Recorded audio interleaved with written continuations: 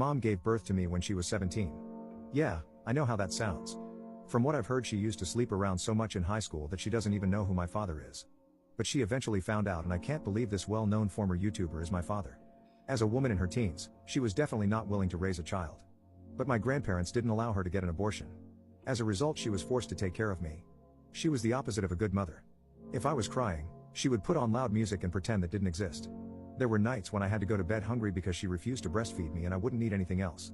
Thankfully, my grandparents noticed this and took me under their care. My mother was happy to stay away from me and went back to her type of lifestyle. She moved out into a dorm to prepare for college.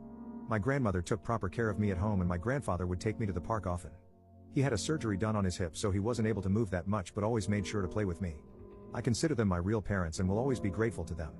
When I was 4 years old, they hired a babysitter to take care of me because they had to attend a wedding. On their way back, they had a terrible accident and unfortunately didn't make it.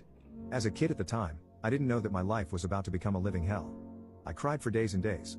The house was in my mother's name, so she moved back. It's like she was happy that her parents were gone, because she began having late night parties in the house literally a week later. She became the queen of her college because she had an empty house where everyone could hang out and do substances.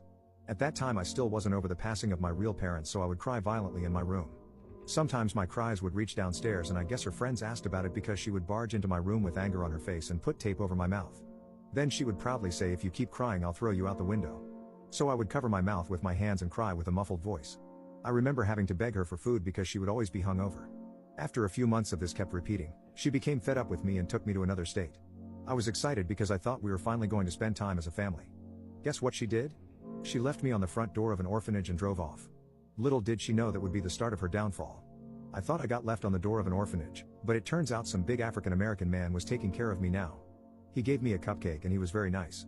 He introduced himself as EDP 445. He told me he was going to help me get revenge on my mom by starting a